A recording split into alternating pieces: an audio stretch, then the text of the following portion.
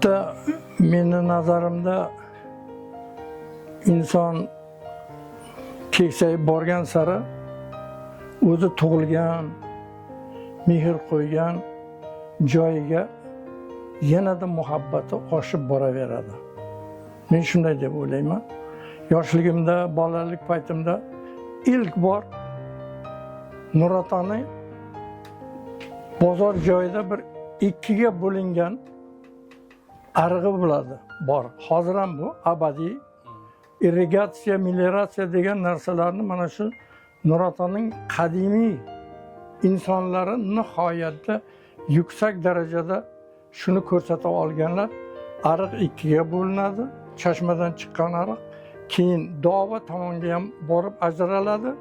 Ularni keyin biz ilm bilan yo ko'zimiz bilan ko'rib va kitoblarda o'qib tasavvurga ega bo'ldik. Lekin o'sha paytda birinchi marta men shunday o'sha suvga qaraganimda, bozor joyidagi suvga, katta ariqga ko'zim tushgandan hayratga tushganman.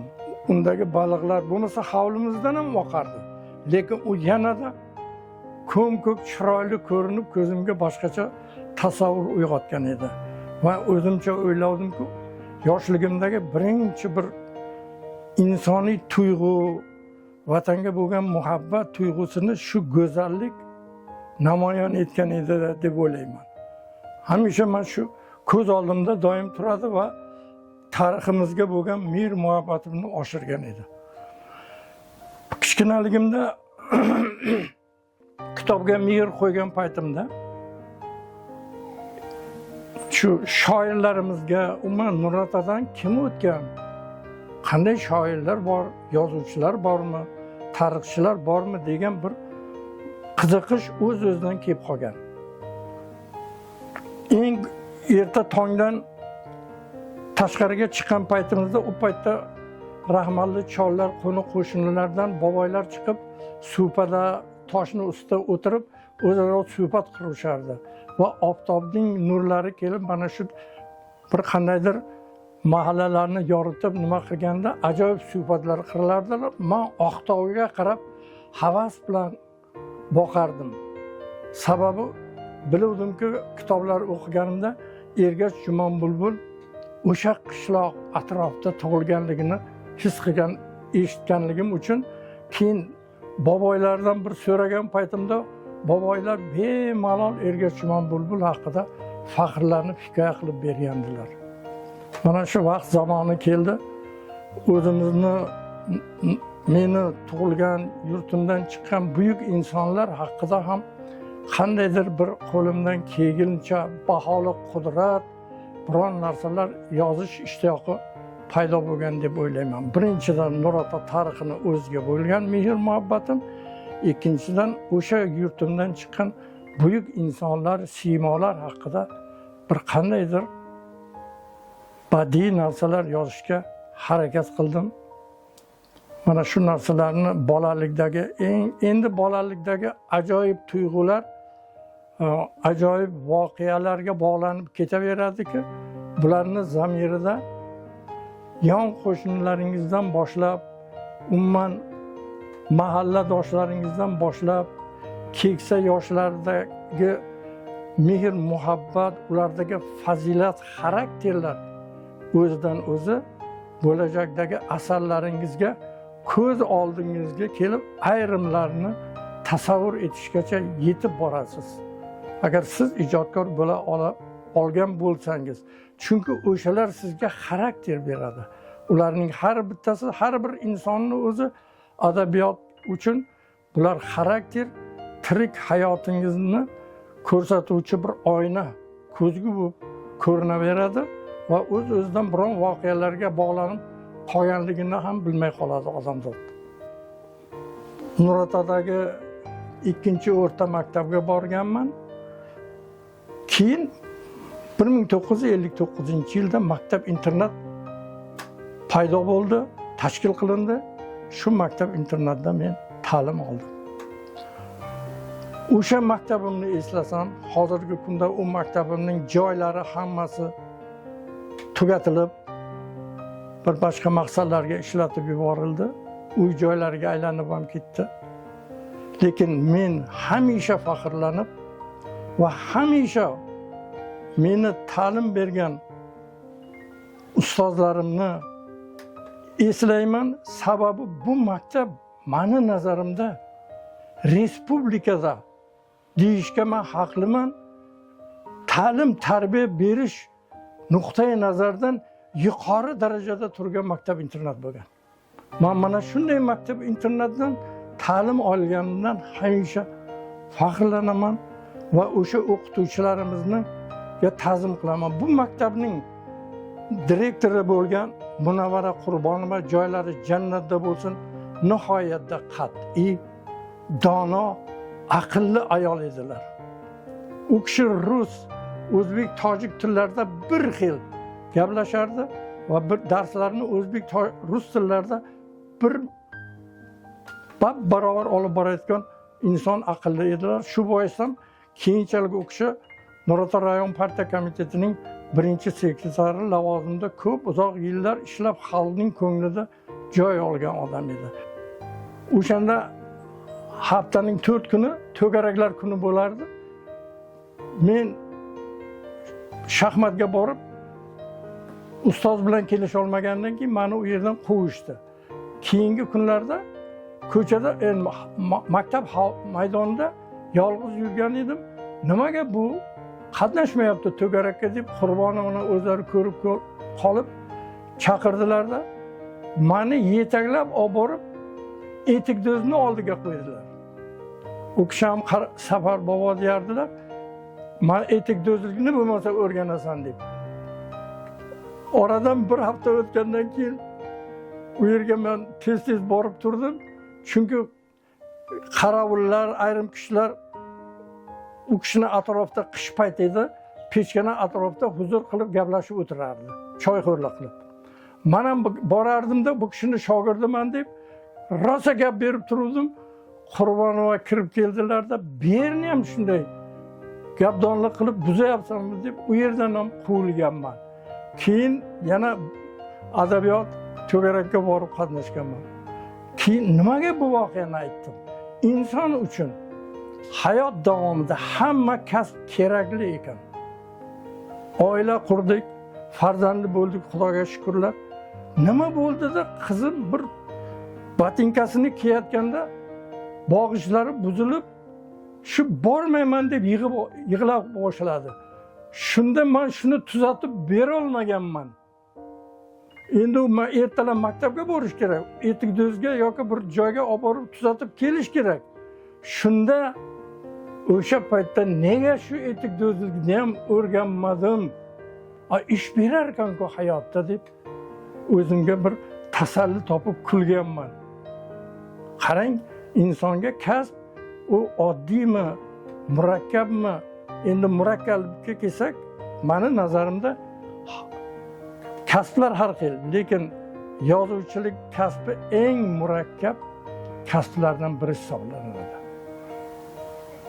Hamma kasblarni qandaydir o'rganib bilib borish mumkin, lekin bu kasbda ko'p kishi bu ilohiy degan gapni aytadi, bu ham chin ma'noda to'g'ri keladi.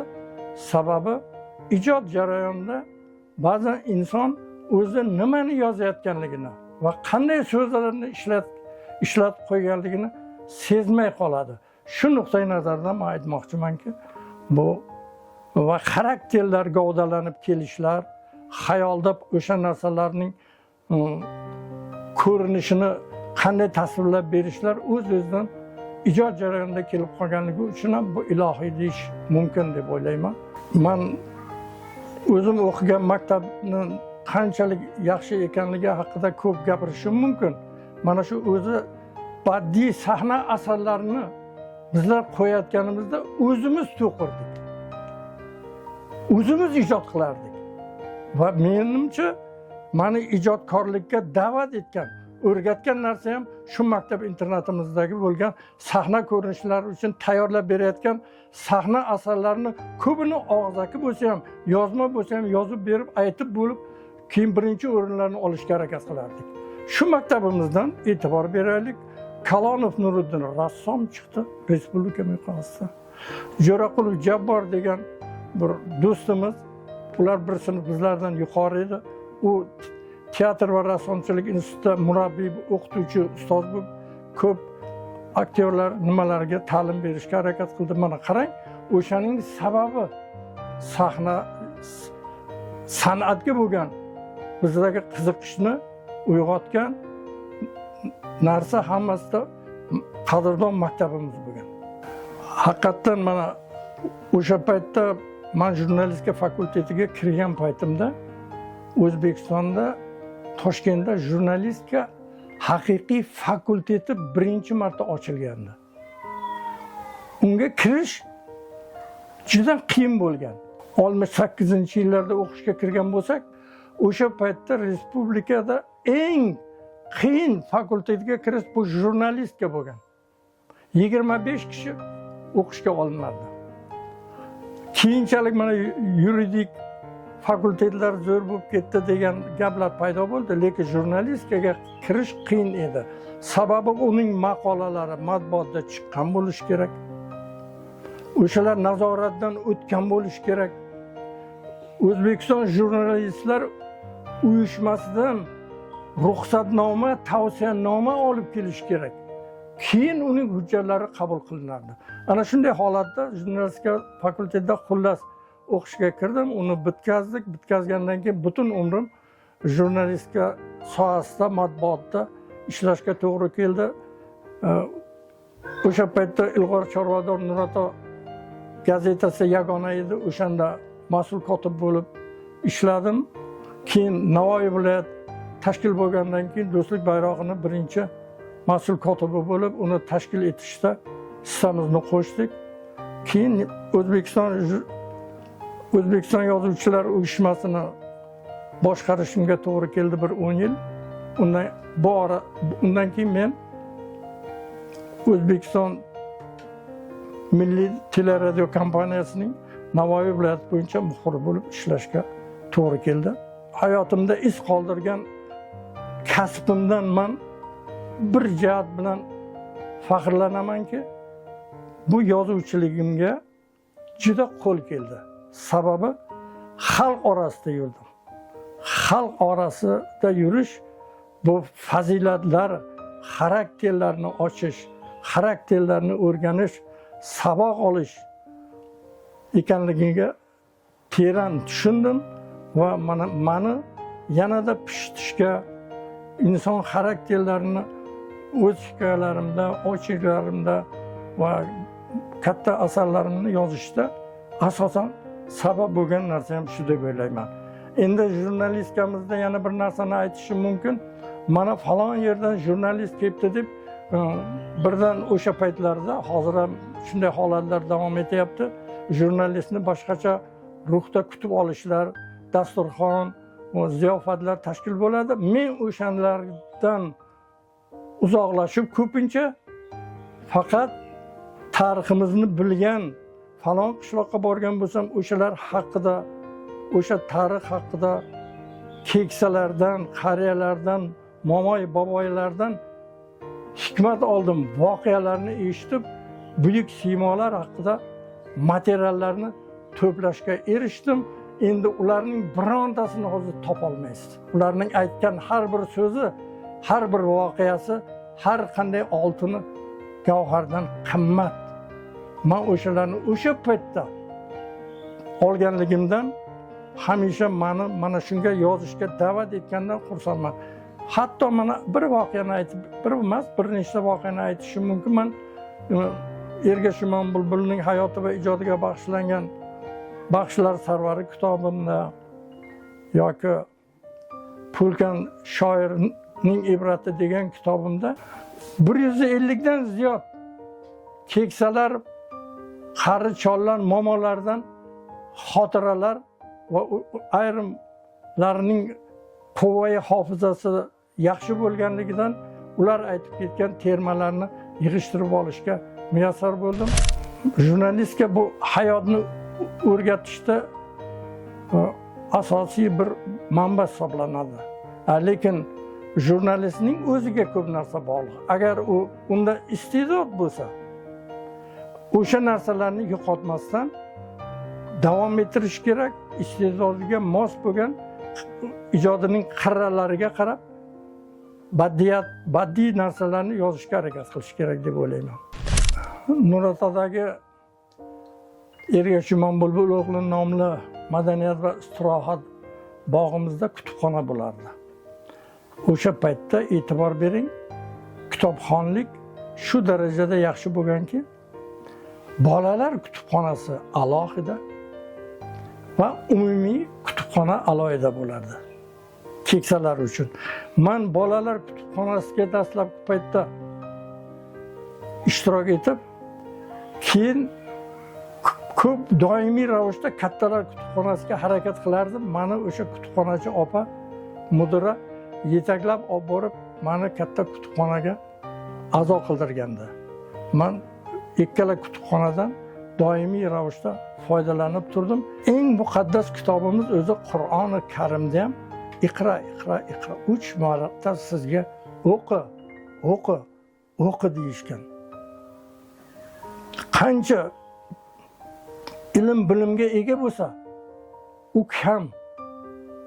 Insonning bir hayotini oqar ariqqa o'xshatib bir zumgina oqib ketganiga deb o'ylasangiz, uning bir tomchichalik ilmga ega bo'lmay oqib ketishi mumkin. Xuddi shunday tasavvur qilish kerak. Asrlar o'tib ketyapti. Yillar tutashib ketyapti. Qanchadan qancha buyuk insonlar yashab o'tdi. Ulardan qolgan meros, adabiyot haqida deysizmi, tarix haqida deysizmi, san'atmi, nimaiki soha bo'lmasin, ularning qoldirgan buyuk xazinasidan foydalanib qolish kerak va eng muhimi insonda iste'dod berilgan bo'lsa, qaysi sohadan qat'iy nazar, ayniqsa deylik, ilm nuqtai nazaridan qaraganda, badiiyat nuqtai nazaridan qaraganda yozuvchi, shoir, tarixchimi, san'atshunosmi yoki jurnalist ham deyishimiz mumkin. O'zining davridagi ajoyib voqea hodisalarni bu tariximizda qolayotgan bir ajoyib o'tib ketayotgan kamtarin bo'ladimi, sodda insonlar bo'ladimi, ularning fazilatlarini, ulardan qolgan o'sha ilmiy ishlari bo'ladimi, adabiyot bo'yicha yozilgan buyuk ishlari bo'ladimi, ularni hammasini qo'ldan kelguncha yozib qoldirib, o'sha qadimiy ulug' ajdodlarimizdan yetib kelayotgan xazinani imkon qadar boyitib, uni saqlab davom ettirish kerak yoshlarimiz uchun. Chunki bu xazina qancha boyib borgan bo'lsa, keyingi avlod shunchalik bu xazinadan manfaatdor bo'ladi. Endi hozirgi paytda bir narsani men sal noliganday gapirishga to'g'ri kelganga o'xshaydi, lekin to'g'ri tushuna bilish kerak. Hozirgi paytda yozuvchi shoirlarimiz uchun sal murakkab sharoit mavjud. Bularni men vaqtincha deb o'ylayman. Chunki kitobini yozgan odam ancha qiynalib uni nashr etishga harakatga tushadi. Vaqti ham ketadi, mablag'i ham yetmay qolishi mumkin. Mana bu holatlardan qat'iy nazar nimalarnidir yozib, ko'nglidagi bor narsani to'kib tashlash kerak. Nurota adabiy muhiti nuqtai nazaridan izlanganlarimdan shuni bildimki, qadimiy Nurotada o'tgan asrning 70-yillargacha ham deyishimiz mumkin, ikkita yirik dostonchilik maktabi mavjud bo'lgan. Birinchisi Qo'rg'on dostonchilik maktabi. Buyuk baxshimiz Ergash Jumanbulbul o'g'lidek insonni voyaga, kamolga yetkazgan maktab hisoblanadi. Ikkinchi Nurota dostonchilik maktabi. Uning yirik vakili adabiyotimizda folklorshunoslikka kirib qolgan Bekmurod Jo'raboy o'g'li bo'ladi. Bu ikki dostonchidan ko'plab dostonlar qolganligi hammamizga ma'lum. Afsuski, shu Nurota dostonchilik maktabidan bor yo'g'i bir 6tacha 6-7 ta doston yozib olingan xolos.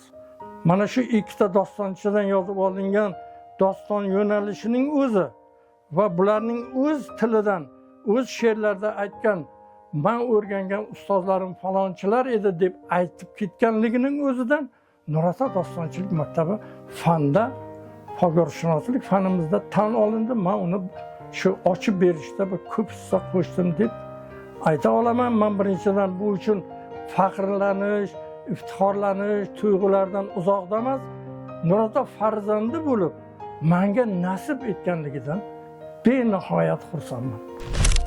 Adabiyotimiz uchun xalq og'zaki ijodimizning yorqin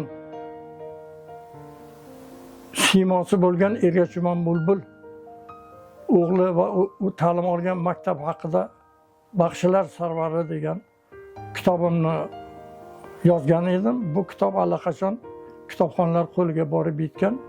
Hozirgi tugatgan ishim desam ham bo'ladi. Bu ikkinchi dostonchilik maktab, Nurota dostonchilik maktabining yirik vakillari Bekmurod Jirov, Saidmurod Panoh va ularning shogirdlari haqidagi ochirik portretlardan iborat Qadimiy nur jirovlari degan kitobimni ham tugatdim. Hozir yoshim 75 ta ekan, albatta inson o'tgan umrini eslaydi, xotirlaydi va olgan xulosasi, saboqlariga tayanadi. Kasbim nuqtai nazaridan, avvalo inson nuqtai nazaridan xalq orasida bo'lib yurish, xalq tarbiyasini olish bu eng muqaddas ish deb o'ylayman. Eng asosiy ish deb o'ylayman. Xalq tarbiyalaydi. Sizni tarbiyalagan, kamolga yetkazgan, sizni o'z tarixiga, qadriyatlariga, ma'naviyatiga undayotgan ham xalq ekan, xalq ma'naviy hayotiga qancha qiziqib borsangiz va o'zingizdan biron narsa qolgudek iz qoldira olsangiz, yana sizni xalq olqishlaydi, yana xalq sizni xotirlab yuraveradi. Xalq xotirasida, ko'nglida iz qoldirish meni nazarimda eng buyuk ishlardan deb o'ylayman va bu har bir insonning o'z oldida turgan insoniylik burchi, vazifasi deb o'ylayman. Mana shu insoniy burch xalqqa xizmat qilish bo'lib qoladi va xalqdan ajralmaslik kerak.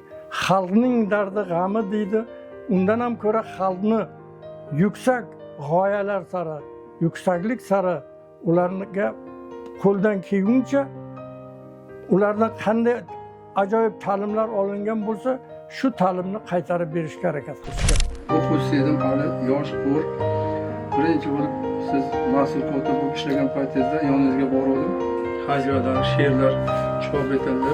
Keyingi vaqtlar yana o'sha yozishda endi nima deydi, shoirlikka biz da'vogar emasmiz va ko'ngildagi navshani imkoniyat boricha yozib eng yaxshi sovg'a hisoblanadi. Avvalambor sog' salomat